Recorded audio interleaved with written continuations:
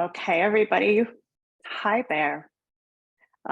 Welcome to a really important conversation about a topic that is very, very hot and alive right now in our world of relating to plant medicines and psychedelics. I mean, we just had a bunch of interesting laws passed around legalization, decriminalization, and honestly, it's just getting started, as I think we all know.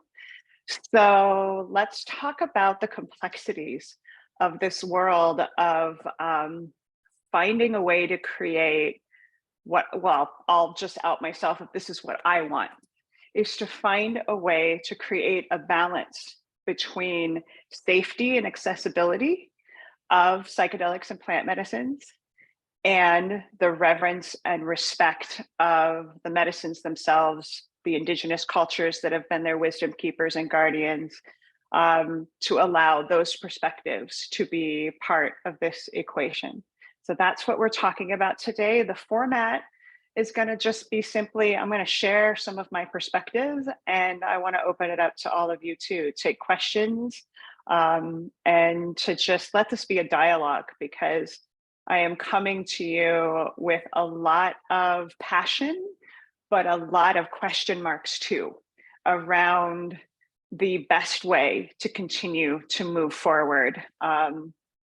But I know some things unequivocally that are happening that I want to call out that don't feel right. So let me lay that groundwork, and then this can be a dialogue. In case you are new to me, I think it's important just to give a little bit of my background so that you know the lens that I'm looking from, the bias that I carry.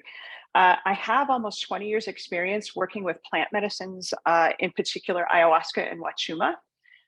Never in a million years did I think we'd get to this place, when I started 20 years ago, of everybody and their grandma wanting to take psychedelics and having laws passed that decriminalize or legalize things like DMT and mescaline. And it's a fantastic problem to have.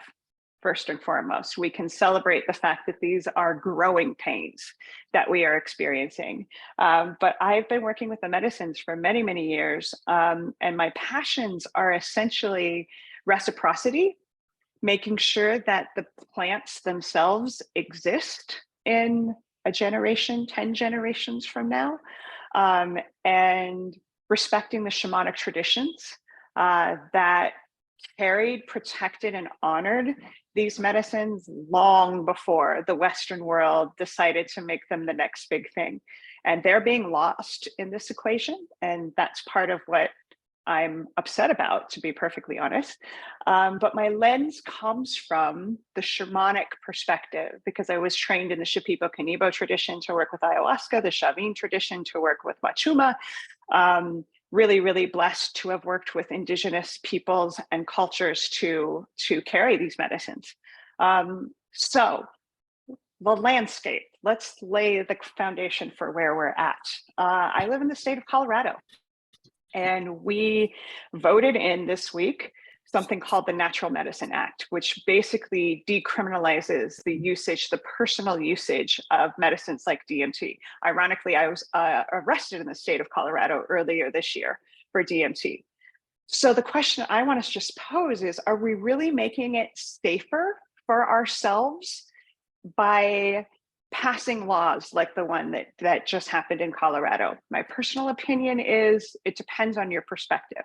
So let's define, first of all, the difference between decriminalization and legalization. Super important. Decriminalization is essentially, it's a process by which we say the usage of psychedelics and plant medicines is like the last priority on the level of law enforcement. And in the act that was passed in Colorado, there's language that says they're legal for personal usage. One of the problems with that, though, is there isn't a definition of what that is. And so that's going to be left up to law enforcement and the court system to define, at least in the short term. And I know from my personal experience in that world right now, that's super dangerous, because these are not the people that have an understanding of what personal usage is. For example, when I was arrested, they weighed the entire package, which was ayahuasca, and named the entire thing as DMT, 4.4 pounds of DMT, when in fact it was probably less than a gram. So you can see that there's not a lot of understanding about the difference between the plant material and the actual psychotropic compound within it. So just to say it's decriminalized for personal usage doesn't really create safety. It actually creates a false sense of it, because unless we're told the exact amount for each that is actually qualified in that space, it's really up to, if we get caught, if we're put through the system, the judges, the DA, the people involved, which are not the people that are typically most informed about this. So there's a complexity.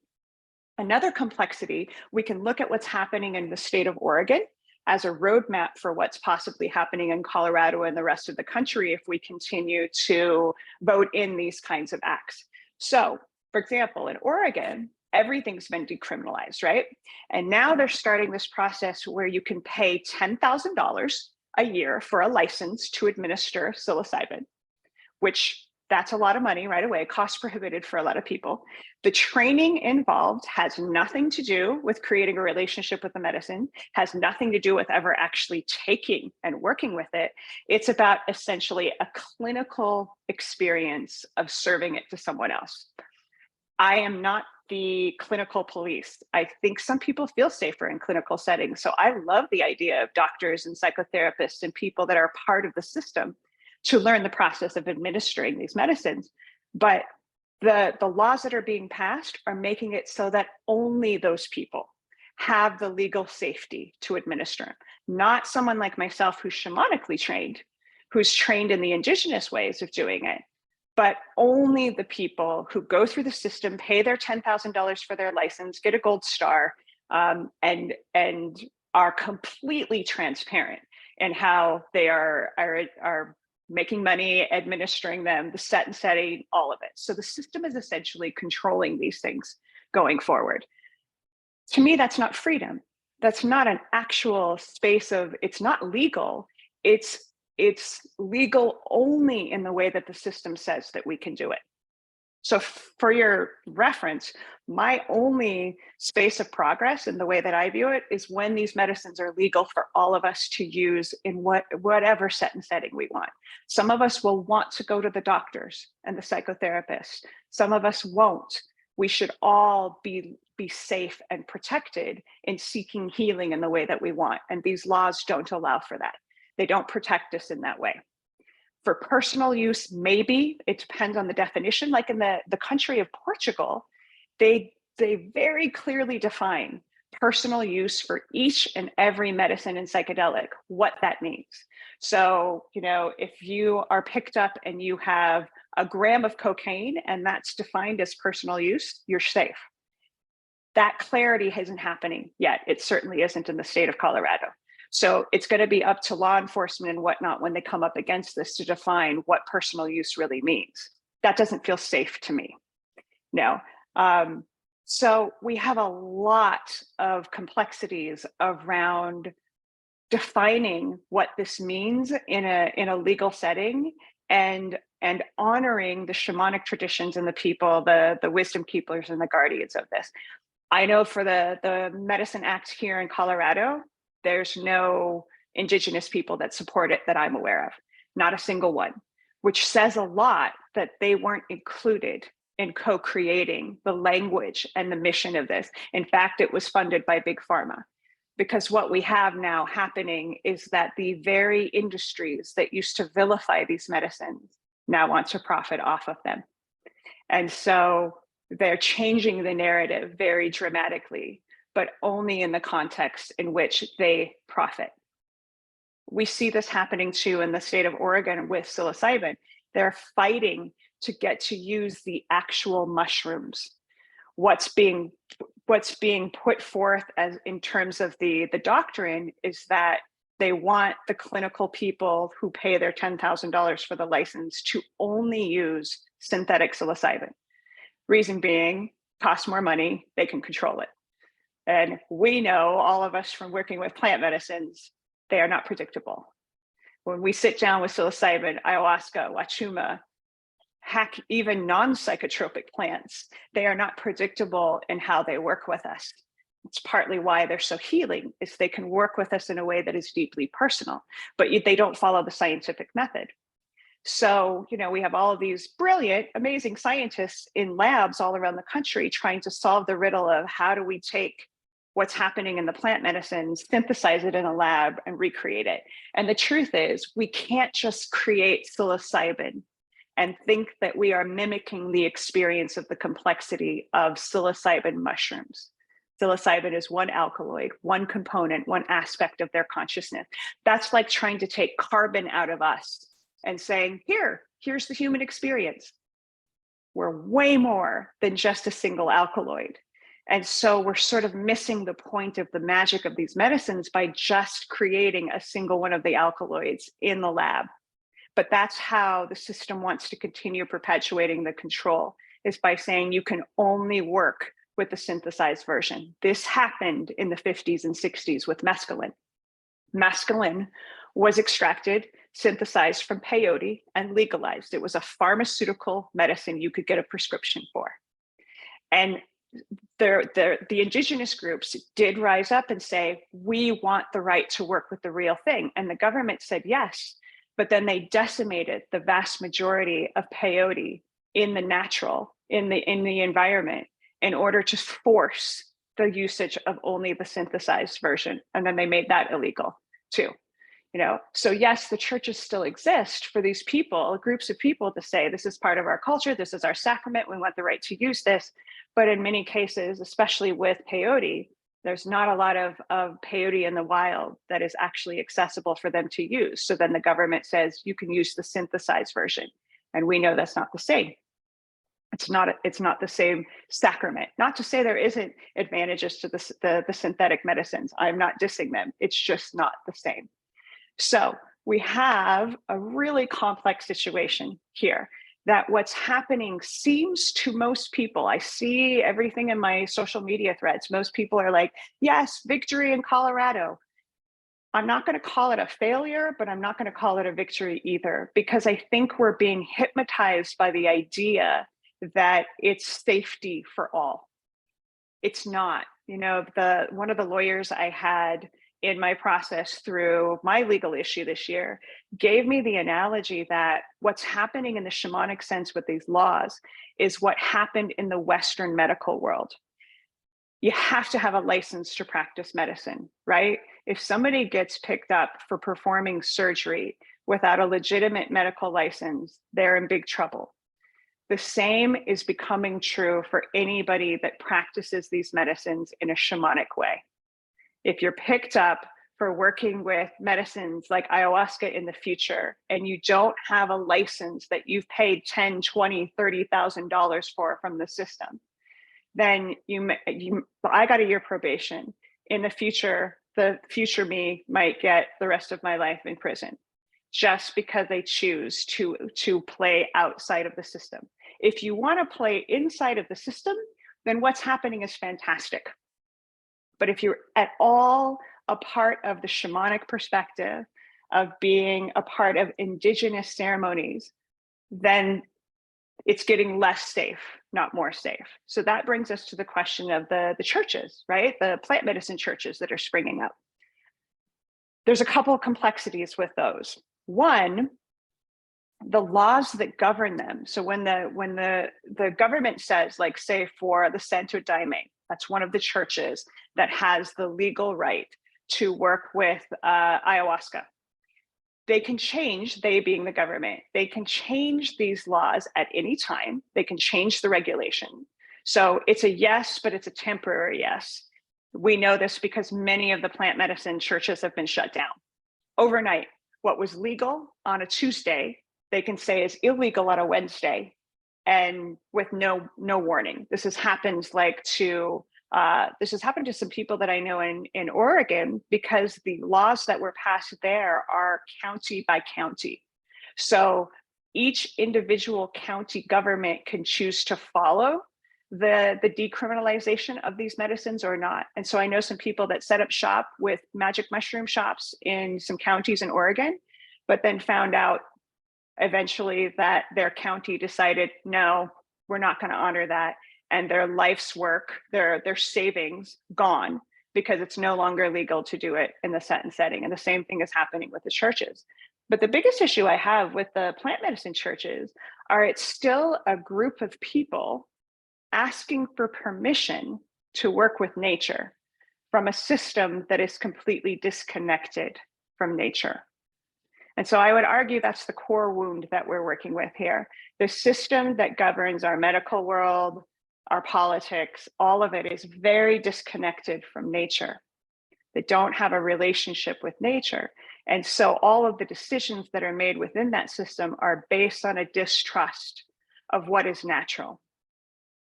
And we can see the wounding that is manifested because of that. I mean, all of us have turned to working with plant medicines because the Western world, the medical world, doesn't serve us entirely.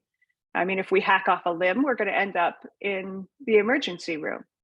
But in terms of healing trauma and working with our emotions and doing these things that creates a healthier, more connected state of being every day, that's not what the Western medical world is good at. No, it's because it's disconnected from the experience of nature. So all of the decisions that are happening within that system are based on that disconnection. And I just wanted to have this talk in part to continue coming up with solutions, things that we can do moving forward to eliminate some of these painful growing pains, but also to educate us that things are not really what they seem. No, what happened on Tuesday in the state of Colorado is not legalization. Legalization is anyone can work with anything in any set and setting. And it's not even the true definition of decriminalization, because it's decriminalized only in the context of what the system says. So I don't see it as freedom. I see it as growing pains, which is why I want to emphasize I'm an idealist. So I'm assuming we're moving in a good direction, but that doesn't mean we're not taking some difficult turns here and there. And it certainly doesn't mean we're not being hypnotized by a system that wants us to believe it's doing things for our benefit. It's not. The system serves itself, not the individuals. I'm going to open up the floor. Questions, comments, opinions. Do any of you feel differently? What do you want to bring in? How do you want to move this conversation along? Michael, the floor is yours. Hi, Kat. First of all, thank you for bringing this up. I always, when I can, love joining your community. I am in your community, so that's perfect. What I want to say is, first of all, I agree with you. So, nothing there. I was going to say, Lo, two little tidbits. So one is really interesting in the world of cannabis, where we have this strange state-federal economy. But there's a loophole in that system around CBDs. And the loophole is that if less than 3% of something is THC, they can send it in the US mail by weight, not by milligrams of THC.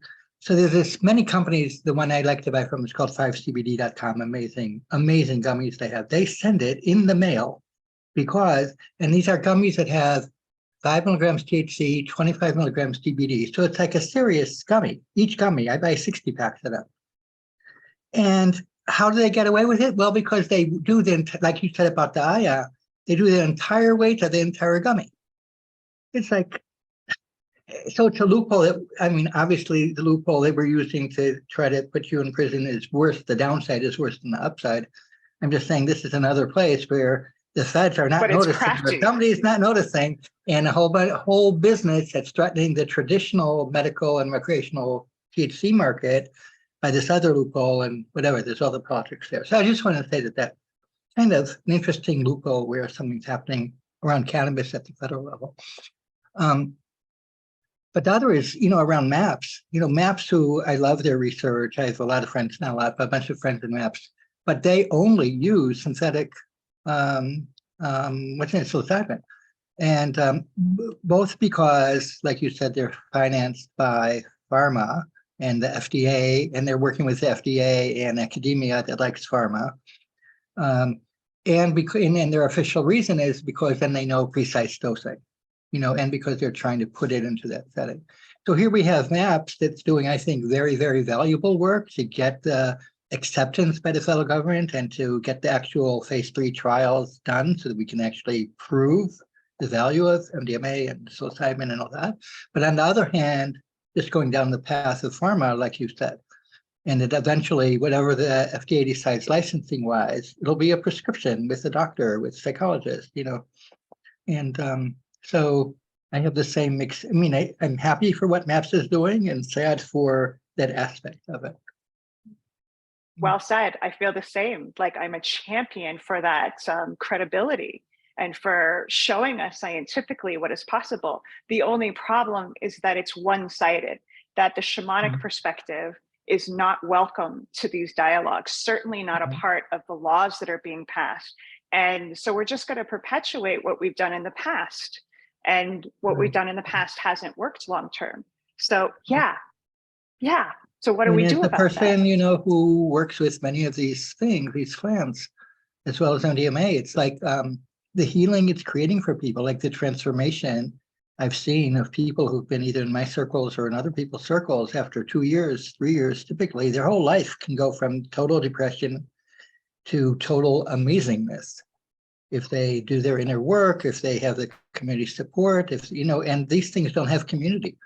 Like you don't go to your ketamine doctor, which is now legal by prescription, and it's not like there's a ketamine community, like a community of other people who are also and facilitators. And so even if they do some degree of set and setting, depending, but when it's not the full degree, and surely it's not the community that really is such a big part of the nourishing.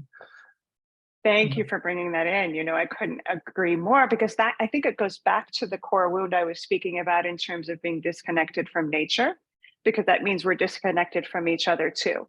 And I think that's part of the Western mentality, is that we can do it ourselves. We're individuals, and that everything is happening in a kind of a solo way, which it's not impossible, right? But it's not the way. I think we're tribal by nature as human beings. We're supposed to be connected and to learn from and to support each other. And so, the healing space being completely about the individual misses the magic of healing in community. And it's an excellent point that is also just a flaw in the Western model. And the intentional bringing in of the sacred, that feeling of this is a sacred place. And whether it's officially through trying to create a church or unofficially, and whether it's atheists who are still happy with the feeling of sacredness, or people who have a more direct connection to source and being and God. But either way, that sacredness is to me, is one of the amplifiers of it, because like in all ritual and all ceremony, when you recognize that I am in a spiritually altered space, not just a medically altered space, that to me is such a deep part of the person healing, especially when we're trying to heal, not just because to me there's like the part that's the healing and the part that's creating the bigger version of you. And for both, but especially on the healing part, it's so special to feel, oh, God has my back. I'm part of a plan. I'm part of community. I'm part of holiness. And that itself, that state shift itself of being in the sacred, helps create the healing and the future. So anyways, that's all I wanted to say. Yeah. Thank you for that. Well said. It is part of the core wound that we carry, that we're alone, that we're alienated, that other people don't understand what we go through.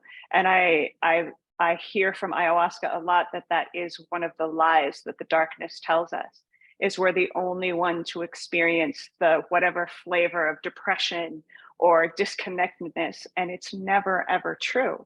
But we don't experience that by thinking about it. We experience it by being in a community of people that are working through the same kinds of core wounds. Our stories may be different. Our pains are the same, of what hurts us. And you're right, it's so much part of the healing process to get to share that, to get to feel that camaraderie, and to know that we're not alone and we're all doing this work as a team. So yeah, that's another piece that the Western world just hasn't cracked that code. So thank you again. And both Penny and April send their love too. And I don't know if you know, but Penny and I got married in August after 20 years together. So. Congratulations. Yes. Yay.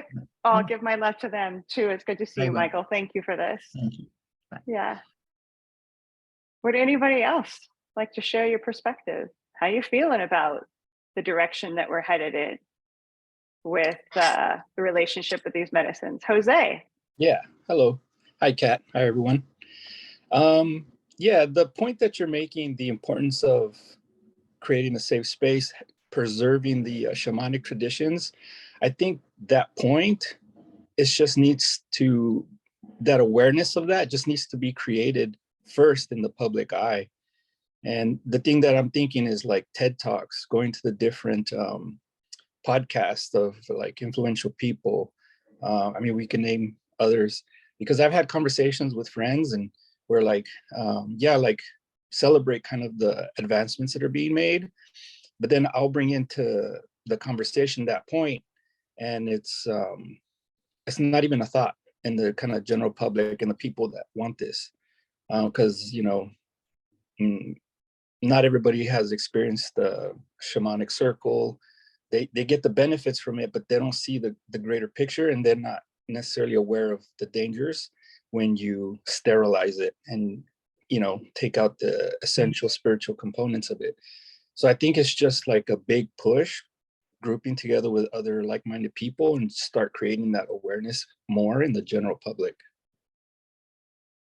I think it's a super excellent point. You're right. It's not that the people like that I see celebrating what happened this week on my feed, they're coming from a really good place. They think, oh yes, the system is giving us the right to do this. And they're not aware of what like Michael brought in around the difficulties of doing this without the shamanic awareness. It is a game of awareness. I agree with you. I'm trying to shout from the rooftops with what audience that I have, and the more we can educate each other around the importance of what you're describing, the more we're going to read the fine print in the laws that get on the ballot and realizing, wait a second, we're not honoring all perspectives here. But I don't want the train to leave the station so much to the degree that we get back to what happened in the 50s and 60s and we lose that opportunity to bring. Well, we're not there yet. That's the good news. So we can still shout from the rooftops and try to educate everybody around us that wants to do the right thing. But yeah, that it is a game of education right now, and which is why I'm doing this. It's like I want everybody to think about things in a different way. Anything else you want to add? Thank you for that perspective. Just maybe to add the names, like Beth Weinstein, Aubrey Marcus, somehow get on Rogan's podcast. Like Rogan is the guy that talks about like DMT, and obviously I don't know him personally, but he doesn't distinguish between the DMT molecule and ayahuasca. He's never actually done ayahuasca. So when he talks, he's got a big person that creates a lot of, has a lot of influence, a lot of awareness, but you need to get into those segments so that the greater population can start understanding these things, I believe. Well, and I think the best way for them to understand is to sit in an actual shamanic ceremony. That's how you and I woke up to it. Like, oh my God, had the experience of sitting with a plant medicine in a shamanically held sacred setting, and it becomes abundantly obvious, right? It's not just about lip service. So yeah, we got to get Rogan into an actual ceremony. I think he's scared. I'm going to call him on it. I think he's scared because it's a different game than it is just working with a synthetic. But yeah, if you want to be my PR person and get me onto these places, like I'd be happy to speak I wish in I any had that platform. But yeah. And Beth is on right now. You called her out. She's on. And I'd love to hear from you if you want to talk, Beth. But Max, my international man of mystery, how you doing? Good to see you. Good to see all of you. My concern as I was listening here, I'm creating a hotel brand, and as part of that, there's like a sort of Cirque du Soleil nightclub that I was visualizing turning into a shamanic ritual that is very much like that and Burning Man type of thing. And there's a new nightclub just to open up last week at Wynn, and they spent $120 million on it. And so I got a lot of ideas of how I want to do that. But in listening, in recreating that without drugs, but allowing them to have the experience, people are going to bring drugs, right? And so I wonder how liable you are as a business when your guests show up high, like in the old nightclub scenes, they would frisk people. So maybe I have to abandon my whole idea. Or push for things to be completely legal, that we get to alter our consciousness and still be, like allowed to experience things in a different state of consciousness. We got to stop being so afraid of that. I mean, we get to drink legally, right? We get to have our beers when we go to these experiences, but why not? Yeah. And in some places cannabis now, but why not? I'd love to bring some San Pedro cactus into sacred experiences and to let that be part of my sacrament. So yeah, but I hear you, it's complicated. Yeah. But you're doing fantastic work, and I follow all the things that you do. And I want to follow you into when you go south next. Come find me wherever I go, Max. Yes, please. And thank you for all you're doing. What is the next date there where you do ceremonies? Well, I'm on probation, so I can't do any ceremonies right now. They arrested me earlier this year. And so, yeah, my company's doing ceremonies, but they're not me. They're people in my medicine family, because I'm on a timeout for a year. So I'll be back next year. Yeah. It's all good. Yeah. Thank you. Good to see you, man. Thank you. Yeah. Thank you. Kevin, your hand is raised. Hey, Kat. So good to see you. I also have mixed feelings about this thing, but I hate all forms of control, especially growing up in sort of religious indoctrination. I had a question for you about, like, I get this extremely strong feeling lately that like everything's kind of a parody or a meme of itself lately. Like, my family demonized drugs, for example, and now my brothers all use cannabis. And I get like this sense that I'll talk to people about drugs and suddenly everybody knows everything. And it's like, oh yes, psilocybin does this and that, but like really no one has any clue what they're talking about. And I was curious what you thought about that. It's not even just in psychedelics either. It seems like in everything, like artificial intelligence, machine learning, like social media, like it's almost like there's like this information overload or something. And I was curious if it's a symptom. Yeah, it's a symptom of a society that is addicted to the mind. I think that's all it is. Yeah. We're so stuck here. And so of course we think we know everything. Yeah, we know everything about everything. Plus we have access to the internet, which has the answer to anything just like that, from the perspective of the mind, not the truth, the wisdom of the heart, but everything is so dang mental, which is another reason why psychedelics and plant medicines are so incredible, right? Because they access this part of us where we're like, I know nothing, right? It's humbling. I definitely do not know anything. I'm right there with you. Anyway, I also hope to follow you down to wherever you go. Yay! Please, well, yes, but does anybody have advice on solutions? I wanted to have that be an integrated part of our talk today, as like, to lay out the problems. But Jose brought in, wanting to continue just to talk and educate our tribes about the importance of the shamanic spiritual perspective, and that the direction that we're going is very one-sided. What are some solutions to the fact? Yeah, Kevin. I've been thinking about this lately because, America's such a crazy place politically. And I feel like we're so incredibly divided. We're never gonna make any progress if we demonize other groups of people, even the ones we disagree with. Like, in other words, everybody where I grew up is, I don't even have to name it. I think everybody would know.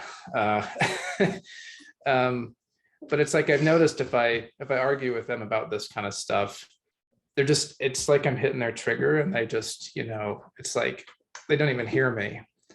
I kind of have to meet them where they are, you know, to talk to them. I just feel like it's happened with my own family. Like my family is suddenly open to talking about this stuff, but I didn't get there by saying, you need to do this and that, you know. It's kind of like planting little curiosity seeds, you know, and sorry. And so I don't know. It seems like it's like the left versus the right, but it seems like we have to find our common humanity again to actually like get people to have a conversation even, you know.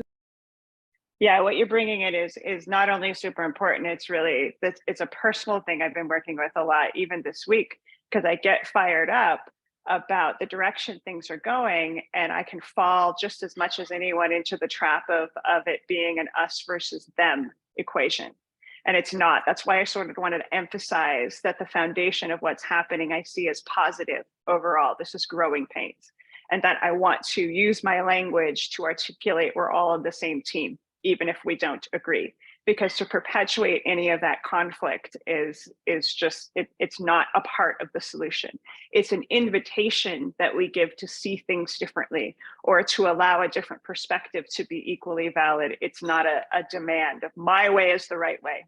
So thank you for that reminder, because I need to remind myself that on the regular when I'm speaking about this, that it's just my perspective. And I want all perspectives to be valid. And that's the only way we're going to encourage people to think of things differently, is by not being condescending and righteous. So yeah, which is hard to do when you're super passionate about something. Yeah, like I'm left leaning. I have so much trauma from like where I grew up, which is very on the right. But the one benefit I think psychedelics have given me is kind of shattering both sides and being like, yeah, it's all this one thing happening, don't you see, you know. But I'm a baby. They're so good at that. They're so good at that.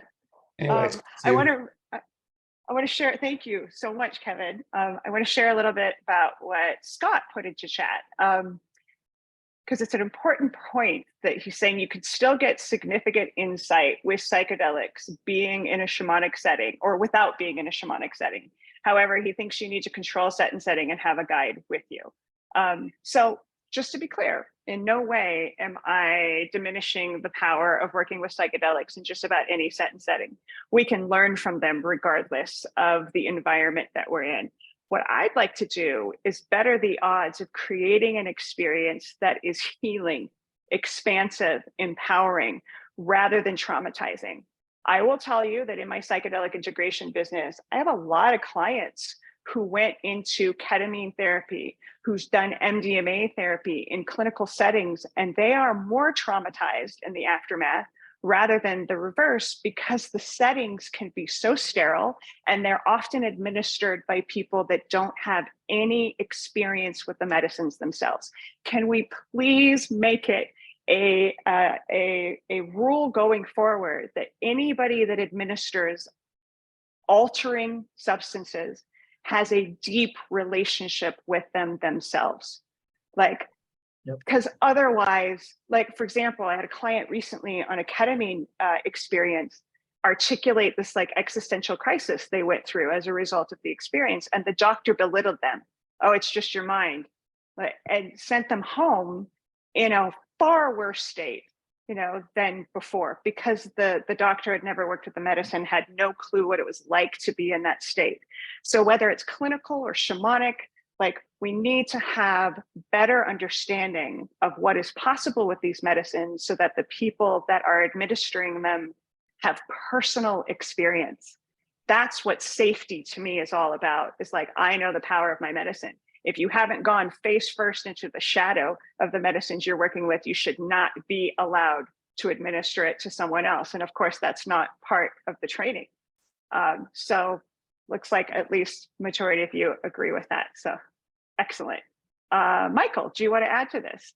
Yeah, I was going to say, first of all, about what you just said, I just had someone in my community who chose to go with ketamine, and I sent her to for her depression, and I sent her to someone who does it professionally, but has a very deep relationship with many for years, so that he's coming from that place. And even though he's choosing to do it as an IV as opposed to an under the tongue version or something, but it's still, he comes from a lot of respect and experience with natural plants, many years of it.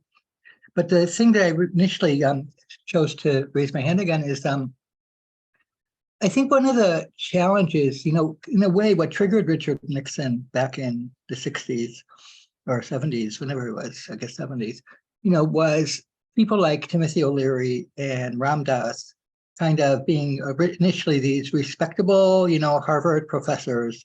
And all of a sudden, from a Richard Nixon point of view, they're going off the deep end. And Ram Dass going to become this great guru, and Timothy Leary being Timothy Leary. And I think we need, from a marketing perspective, a lot more, quote, regular people, as opposed to people who got fired, like Timothy Leary and him, the only professors ever fired from Harvard when they were tenured, which was sort of impossible to do. And, they kind of figured out how to do it. And because it's so scary seeing someone then going to India and being a great guru, that Ram Dass is this amazing man. So we need to normalize it, so people can see it's not like if we legalize it, everyone will drop out of the workforce. Everyone will drop out of life, and they'll become crazy psychedelic maniacs who I don't know what. So that's part of it, is the marketing of it, that it's regular people benefit and actually become even more productive or create corporations or whatever they do, but it'll be from more of a place of service as opposed to the scary versions of it. And I love Ram Dass, so this is not an anti-Ram Dass. I listen to him all I can, so for his recordings. But I'm just saying it's something that scares the powers that be. It scares the people in the right, probably scares a lot of people even on the left, because if it's not familiar, it's like, like that. Beautiful point, actually. I really love this, because we need to actually show examples of people who work in depth with these medicines and are actually more productive in society, showing up more for their jobs, for their families, because we know that's the reality of it. The Learys of the world, they're the badass, like, deviants that spoke out against the repression of this, but they're not the example of the everyday person who has a psychedelic experience and wakes up to the fact that they're connected to the all. So in our world right now, we have representatives like Michael Pollan, and I don't mean to pick on him, but he's from that normalized world, but he also doesn't know that much about the medicines. Like, he hasn't had really in-depth experience. He's helping to expose them to many more people, which is awesome, but he's not necessarily the right poster child either, because he doesn't have the relationship element of, like, understanding these are consciousness beings and to speak about that from a place of experience. So we're getting closer. At least he's more of an acceptable poster child in the way that he's not off-putting everyone. He might not be revealing the whole truth of it, but he's normal, more so. And you're right, we need more of those examples. Exactly. And I forget what I was going to say. Yeah, yes, I completely agree. It has to be normal. Oh yeah, I remember. The other thing is, we don't have a good word for natural medicine. Psychedelics is a scary word. When people say it's not a drug, that means it's a drug with an X, and that's wrong. Like, this is not penicillin. This is not, it's not it's not any, it's something else. And then we call it, so that's the problem with the word medicine too, because people then associate plant medicine. Okay, so you're, so we have to find, and a drug is even worse. So we have to find some kind of term, maybe, and sacrament, maybe I use sacrament personally, or plant medicine too, but maybe some people it's also a scary word because it brings in the sacred right in the word. So I don't know what. But should we call that out? Should we call that out? Because you know what I love about the word sacrament? The ancient mystery schools, when they worked with the word sacrament, it's a Greek word, right? It actually baked into the meaning of the word, not only the experience of working with that medicine, but also what we promised, what we committed to give back. The reciprocity was baked Right. into the word sacrament. We've lost that, but we We've could bring lost that back in, because that's a big piece of what's missing in the movement right now on the level Right. of the system, is there's zero reciprocity. And so at least a word like sacrament kind of calls that out, of like, it's sacred, it's holy, and we're so incredibly blessed and privileged to get to work with these medicines. And what are we going to do to give back when we get the secrets of the universe, when we heal these things, when we find out experientially that all is connected? There's every retreat center talks about reciprocity. I don't know many that are actually doing it. They're actually showing up, putting plants back in the ground, supporting the indigenous tribes, and yeah, that there's another solution too, is that all of us that are a part of this movement, on that level of understanding that this balance is necessary, to put our money and our actions where our words are, and to actually create reciprocity, and not just demand it, but to do it, because we know that speaks louder than just being on our soapbox. Beth knows one in Costa Rica. I know a few too, and I'll be totally transparent that I have upped my game in my own commitment to reciprocity. I talk about it a lot, and every so often I look at, am I doing this with integrity? And I've recently upped my game of increasing who and where I commit to, monetarily speaking. I'm up to 3% of everything that I make, which is not enough, but it's what I can do so far, and grow into that, and finding more places to support the tribes, because it feels really good to be in integrity with that. We need to do more of that, to be examples for other people, not just to preach it. Yeah, glad to hear, Beth, there's people that are practicing this necessity. I mean, in the ayahuasca tradition, the word we have for it is aini. It means sacred reciprocity. This is the part of the symptom of being disconnected from nature as a culture, is we forget how important it is to give back to her, because we're disconnected. And so the plant medicines, the sacraments, they help to reawaken us to our interconnectivity. Not even that we are nature. We're not a part of it, we are it. And that if we're going to go to something that gives us the potential to heal anything, the secrets of the universe, etc., it should be naturally in our awareness of, what am I going to do to give back to that? You know, there's a lot of us waking up to that, and like wanting to create that relationship in a conscious way again, but to lead by example. I'm very happy to see a lot of new charities, and I'm going to trust most of them are coming from a good place, springing up about putting sacred plants back into the earth, because it's not sustainable, the rate at which we're taking things out. But we're just getting started there too, of correcting this disconnection and this entitlement. I think the Western culture has a disease of entitlement. We're not doing it on purpose. All of us that naively did it before, of just like, yeah, I'm supposed to just take and take and take, right? No, we gotta create more balance there. What else? Anybody else want to chime in? Gonna look at my list of what did I forget? Nobody else wants to talk. Okay. Well, an additional call to action and solution is, please, please, please, when the ballots come to your state, your city, read the fine print, because the fine print in the one that was just enacted in Colorado is not good. It's not what I think the majority of us that voted for wanted to see.